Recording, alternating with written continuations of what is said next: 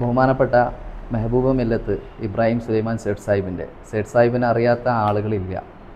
അപ്പോൾ സേഠ് സാഹിബിൻ്റെ നാമോദയത്തിൽ കേരളത്തിൽ തന്നെ ആദ്യമായിട്ടാണ് ഒരു പഞ്ചായത്ത്, ഒരു സർക്കാർ കെട്ടിടത്തിന് അദ്ദേഹത്തിൻ്റെ പേര് വരുന്നത്, കവാടത്തിന്.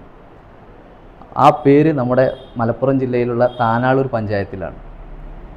ഏകദേശം ഒരു 12-13 വർഷത്തോളമായി മെയിൻ കവാടത്തിന് ആ പേരാണ്. നമുക്കെല്ലാം ഈ വീഡിയോയിൽ കാണുന്നത് പോലെ വളരെയധികം കാലപഴക്കം ചെന്ന് ശോചനീയാവസ്ഥയിലാണ് ഇപ്പോൾ ആ ബോർഡുള്ളത്. മുമ്പ് നമ്മൾ ഇതിനൊരു നിവേദനം കൊടുത്തിരുന്നു, കാര്യമായ പരിഗണന ഉണ്ടായില്ല. ഇപ്പോൾ പുതിയ പഞ്ചായത്ത് ഭരണസമിതി താനാളൂരിൽ വന്നു. ബഹുമാനപ്പെട്ട അസ്കർ മാഷ് അദ്ദേഹമാണ് പ്രസിഡന്റ്. അപ്പോൾ അദ്ദേഹത്തിന് ഞങ്ങൾ പ്രവർത്തകർ ഒരു നിവേദനം കൊടുക്കുകയാണ്. വീണ്ടും കഴിഞ്ഞ 2-2.5 വർഷം മുമ്പ് കൊടുത്ത് ഞങ്ങൾ ഒരു പരിഹാരം കണ്ടില്ല.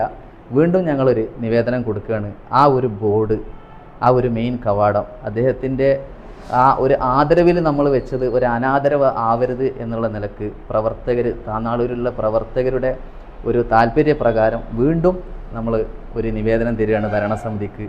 ഉടനെ തന്നെ ഒരു പരിഹാരം കണ്ട് ആ ഒരു മെയിൻ കവാടത്തിൻ്റെ പേര് വളരെ ഭംഗിയായ രീതിയിൽ നമ്മൾ മറ്റ് സർക്കാർ ഓഫീസുകളിലൊക്കെ കാണുന്നത് പോലെ ഭംഗിയായ രീതിയിൽ അത് ആൾ കാണത്തക്ക രീതിയിൽ ഒന്ന് സ്ഥാപിക്കണമെന്ന് തീർച്ചയായിട്ടും നിങ്ങളുടെ ഭാഗത്തുനിന്ന് അതിനുള്ളൊരു പരിഗണന ഉണ്ടാവുന്നു ഞങ്ങൾ പ്രവർത്തകർ പ്രതീക്ഷിക്കുകയാണ്.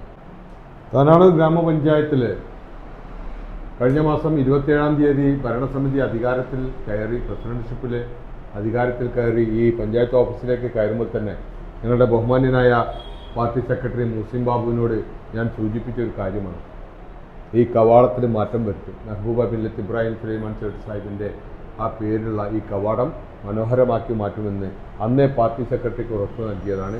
ഇവരും ആ വിഷയം ഉന്നയിച്ച് എൻ്റെ അടുത്ത് വന്നു. എന്തായാലും ഈ ഐക്യജനാധിപത്യ മുന്നണി നേതൃത്വം നൽകുന്ന ഈ ഭരണകൂടത്തിൽ ഇത്തരം കാര്യങ്ങൾ ആദരിക്കപ്പെടേണ്ടവർ ആദരിക്കപ്പെടുകയും ആരൊക്കെയോ നമ്മൾ ഉയർത്തി കാണിക്കണം, ആ ഉയർത്തി കാണിക്കേണ്ടവരെ ഉയർത്തി കാണിക്കുകയും ചെയ്യുമെന്നുള്ള ഒരു ഉറപ്പ് നൽകുകയാണ്. തീർച്ചയായിട്ടും അദ്ദേഹത്തിൻ്റെ വാക്ക് നമ്മൾ തീർച്ചയായിട്ടും പരിഗണിക്കുകയാണ്.